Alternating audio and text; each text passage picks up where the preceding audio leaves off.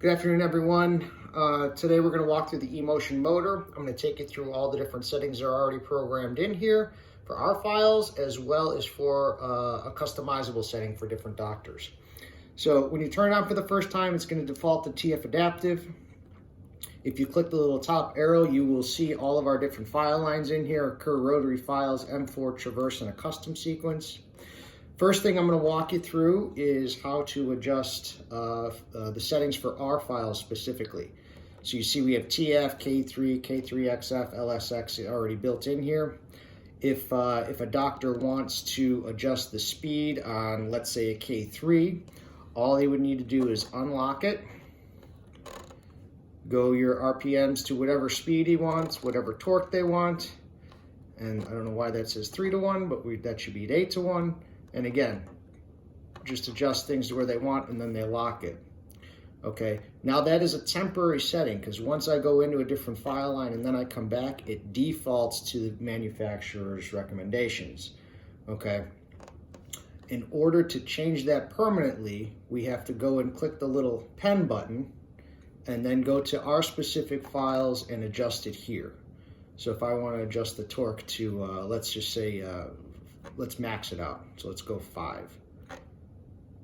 Okay. Now, when I go into Kerr rotary files, you can see that my torque is maxed out. Okay. This little symbol here with an arrow through it will basically tell you that that is not the manufacturer's recommended settings on that specific file. Okay. Same thing goes for M4, traverse, and the custom sequence. So the custom sequence, again, if the doctor doesn't really care too much about making a name or anything real specific, they can just come in here and again adjust their rule to wherever they want. But again, when they come out of that and then go back in, it's going to default to where it was before. So again, in order to customize this setting for the doctor, you have to click the little pen here. Okay, now you can see there's 10 slots for different programmable settings in here. Now, a lot of our competitor files are already programmed in here. All you have to do to pull those up is click the little box with an arrow and then scroll through. You'll see our file systems, and then we'll get into the competitor ones. So there's BioRace by Brasler, HighFlex by Coltine, some European file lines. Then we have Tulsa's lines in here. So let's say the doctor wants to use a Pro Taper with our motor. All you have to do is click Pro Taper. It's going to default to the SX. You can set the different file settings in here because they all have a little different speed and torque. So let's say he wants to use F2 as number 1. You can see it change the torque and the RPMs, and now that's locked in there. Okay. Pro Taper Universal. So again, if the doctor comes out, Kerr rotary files, and then wants to jump back into his custom sequence, is preloaded the Pro Taper. If he wants to finish his sequence, again, all we have to do is come back in here, and let's say he wants to use the full sequence of Pro Tapers, so they would start with the SX. We would go here, again, Pro Taper Universal, and then go S1,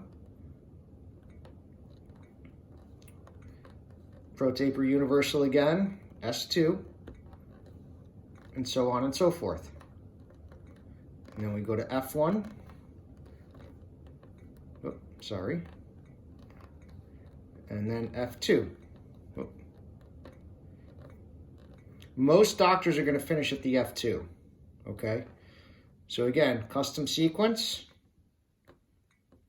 Everything is saved in there. So doctor can start with SX, and then as they move through the file sequence, you would just keep that change. If doctor wants to get real customizable, then he can give this their own name. So let's say there's multiple doctors in the practice, and this is Dr. Smith's sequence.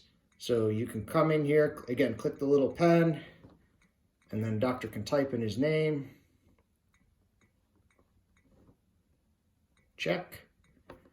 Okay, now we're set for Dr. Smith, and there he is right there.